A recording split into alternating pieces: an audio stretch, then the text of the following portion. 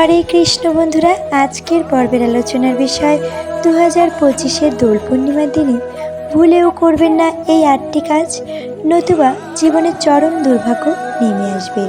তবে মূল পর্বে যাওয়ার আগে সকলের কাছেই অনুরোধ, ভিডিওটি ভালো লাগলে অবশ্যই একটি লাইক করে চ্যানেলটি সাবস্ক্রাইব করে দেবেন।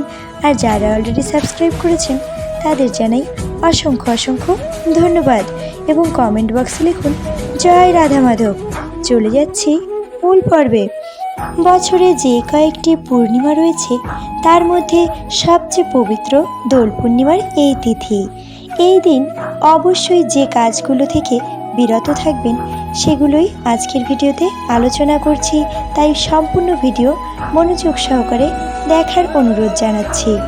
সর্বপ্রথমেই যে বিষয়টি বলবো তা হলো এই পবিত্র দিনে বাড়িতে সত্যনারায়ণের পুজো দিন। সত্যনারায়ণের পুজো দিলে সারা বছর আপনার গৃহে শান্তি বিরাজ করবে এবং সকল দুর্ভাগ্যর নাশ হবে। দ্বিতীয়ত যে বিষয়টি বলবো তা হলো এই দিন চেষ্টা করুন খুবই সকালে ব্রহ্ম মুহূর্তে শয্যা ত্যাগ করতে, কারণ এই দিনটি বাকি দিনগুলোর মতো নয়। যারা দেরি করে ঘুম থেকে ওঠেন তাদের কাছে একটি অনুরোধ, এই দিন সকাল সকাল ঘুম থেকে উঠে ভগবানের নাম সংকীর্তন করুন। তারপর যে বিষয়টি বলবো তা হলো এই দিন ঘরবাড়ি অপরিষ্কার অপরিচ্ছন্ন রাখবেন না। এমনিতেই অপরিষ্কার অপরিচ্ছন্ন ঘরে কখনোই দেবতা বাস করেন না। দোল পূর্ণিমার এই পবিত্র দিনে সর্বদাই বাড়ি পরিষ্কার পরিচ্ছন্ন রাখুন।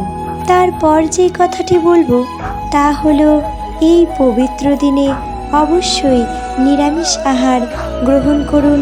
কোনো প্রকার আমিষ আহার এই দিন গ্রহণ করবেন না। এই দিন আমিষ আহার গ্রহণ করা মহাপাপ স্বরূপ, তাই নিজের বিপদ নিজে ডেকে আনবেন না এবং এই দিন সর্বপাপ থেকে মুক্তি পেতে অবশ্যই দান ধ্যান করুন। শাস্ত্রে বলা রয়েছে দান করলে পাপের ক্ষয় হয়, তাই এই পুণ্য দিনে অবশ্যই দান করুন এবং বাড়িতে কোনো ভিখারি বা কোনো ব্যক্তি সাহায্যের আশায় আসলে তাকে খালি হাতে ফেরাবেন না, নিজের সাধ্যমতো তাকে দান করুন। এরপর যে বিষয়টি বলবো তা হলো এই পবিত্র দিনে নিজের বাড়িতে কোনো প্রকার ঝগড়া বিবাদ ইত্যাদি করবেন না। এই পবিত্র দিনে ঝগড়া কলহ থেকে দূরে থাকুন এবং বড়দের সম্মান করুন। বড়দের অবশ্যই সম্মান শ্রদ্ধা করতে হবে। এই দিন বড়দের কোনোভাবেই অসম্মান করবেন না। এই শুভ দিনে সন্ধ্যাবেলায় কদাপি ঘুমাবেন না। সন্ধ্যাবেলা ঘুমালে যে শুধু নিজের বিপদ হয় তাই নয়, পারিবারিক বিভিন্ন অমঙ্গল অশান্তি নেমে আসে, পরিবারের সকলের উপর বিপদের ছায়া নেমে আসে। তাই এই দিন সন্ধ্যাবেলা কখনোই ঘুমাবেন না। 14ই মার্চ 2025 শুক্রবার দোল পূর্ণিমার দিন অবশ্যই এই নিয়মগুলি মেনে চলুন এবং সারাদিন রাধা কৃষ্ণের নাম জপ করুন।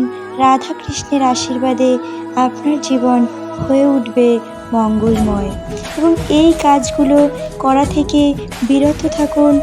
রাধা কৃষ্ণের আশীর্বাদে জীবন থেকে সকল সমস্যা দূরে চলে যাবে এবং জীবন হয়ে উঠবে আনন্দময়। আজকের ভিডিও এখানেই শেষ করছি। সকলেই রাধা কৃষ্ণের কৃপায় ভালো থাকবেন, সুস্থ থাকবেন। দেখা হবে পরের ভিডিওতে। হরে কৃষ্ণ।